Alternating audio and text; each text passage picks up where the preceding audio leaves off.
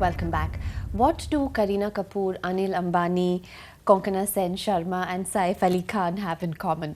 Rujuta Diwekar telling them how to lose weight without losing their minds, and a whole lot of people too. So it's great to be chatting with you. I haven't read your previous book, but this book is very, very gentle, very doable and very practical, and our conversation has only confirmed that further. So can you tell us what is different about your first book from this? Well, I think the first book was like class 1, going to class 1, and this is the next level, so it's class 2.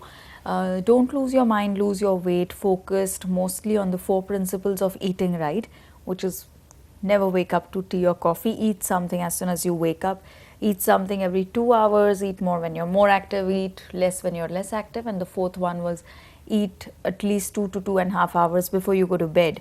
Now, this book goes way deeper into food and weight loss because, as women, much more than food affects the way we look, affects the way we think, affects the food choices we make, affects what we will eat, when we will eat, whether we will eat at all, and whether we will stop eating what we are eating.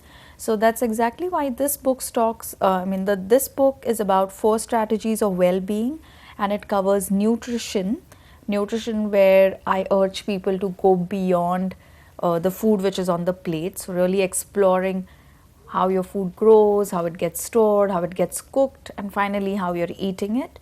And then there is exercise, because like I was saying earlier, there's very little information about good health, so other than, just go to the gym, okay, just go for a walk, there's nothing else available. So it actually talks to people about the basic exercise physiology principles. And then there is sleep, because sleep plays a huge role in whether or not we lose our fat stores. And the fourth one is relationships, because till you don't cultivate a good healthy relationship with yourself, there's no chance that you look good or enjoy good health. I believe that it has to be about improving our health, improving our nourishment status, because once you're better nourished and you enjoy good health, nobody can stop you from looking fit, thin, lean, sexy, toned, whatever your buzzword is, So nobody can stop you from looking good. And if you're not enjoying good health, if you haven't eaten the right food, no matter what clothes you wear, how well you do your hair and what kind of makeup you're wearing, you will look like you look sick, and nobody can stop you from looking sick. One of my favorite advice of yours is to sleep well and to sleep 8 hours a day. But a lot of people will say easier said than done because of the crazy lifestyles we lead. Even if you tape your head to a pillow, you won't be able to sleep. So Rujuta tells you how, by controlling your food, you can actually sleep well. So can you tell us a bit more on that? Oh, well, Bhagavad Gita, which is one of the most ancient texts that we have in India, talks about, how you can't maintain any kind of balance in life if you eat too much or eat too little, and if you sleep too much or sleep too little. And, it's not just the Bhagavad Gita, every single religious text is asking its followers to really get sensible about eating and sleeping. So on the one hand, we'll have religious wars. On the other hand, we will not follow basic things about eating or sleeping on time. So I think, it's very crucial that we eat the right amount of food so that we are able to sleep well. If you've eaten way too much, then your poor stomach is so busy trying to digest. It can't really digest much, but trying to digest so much of food that it can't allow you to fall into deep, restful sleep. That's one thing that happens. The other thing is, if you haven't eaten anything at all, then you're so restless, that your body can't really release all the hormones that it needs to enter into the sleep mode. So it's very important that you seek and get that balance on a daily basis, and it's absolutely worth everybody's effort. I really don't buy into the excuse of I'm so busy and my life is so stressed out and blah blah blah, because if your life is so stressed out and if your work is stressing you out, stop doing what you're doing. I mean, who the hell is holding a gun to your head and saying go to work? And finally, if we're making more money than what we ever did, and therefore having more stress or whatever, I mean, if we are really climbing the corporate ladder and doing better than what we ever used to, then when is your body going to enjoy that wealth that you're making? it has to enjoy better health. So when you jump from a 5,000 rupee salary to a 10,000 rupee salary, it has to mean better health at 10,000 rupees, better quality of sleep, no rotting of the intestines, stronger bones, better tone to the muscles, more glow to the face, then it makes sense. If you're going to look like, array, one sada hua vegetable. yeah, really, like a stale pizza. Yeah. I know you don't like the phrase size zero, but the media has sort of hyped it up so much, and of course your name is synonymous with Kareena Kapoor. So can you tell us how you met her? It's an inevitable question I have to Yeah, ask of it. My course. audience will be upset if I don't ask you. No, I'm very happy to answer it. I was And also, actually- what was before Kareena Kapoor?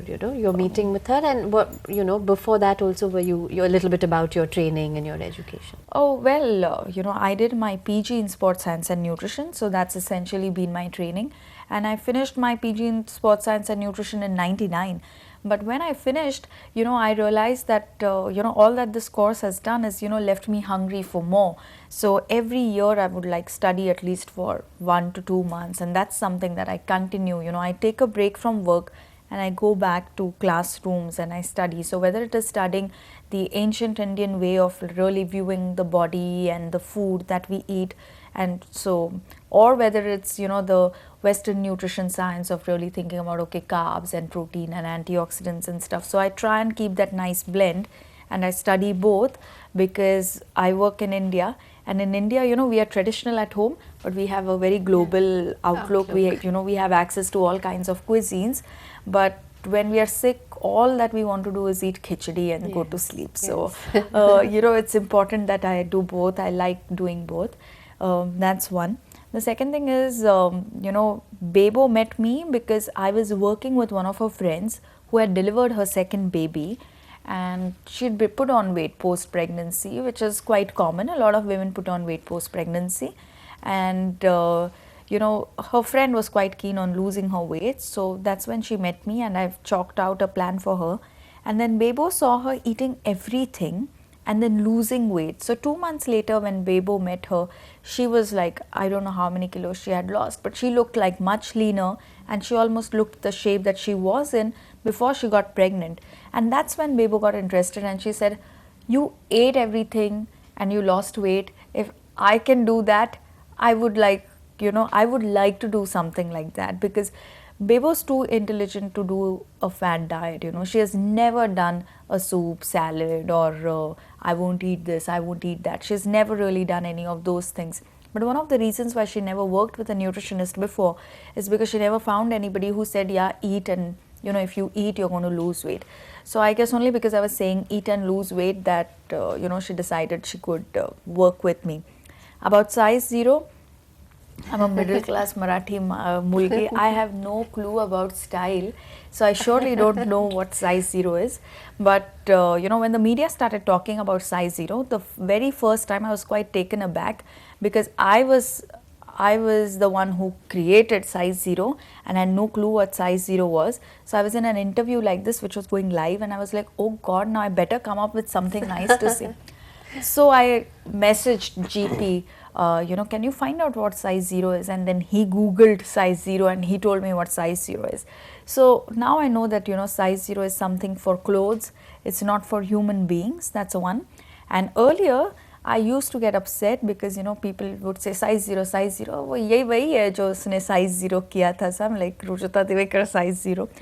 But now I'm grateful for the tag size zero, because I realized that had it not been for the whole noise about size zero, I would never get a chance to write my first book, and then never get a chance to write the second book either. So it's good, it all worked out well for you. Yeah, so now I'm scared that the media will come and say, okay, share your royalty with us. I'm in conversation with Rujuta Diwekar, author of this really wonderful book, Women and the Weight Loss Tamasha. We have lots more to talk about. We're going to talk about exercise. We're going to talk about a regimen for people with polycystic ovaries and diabetes, because I think that's very important. So stay tuned to Off the Record.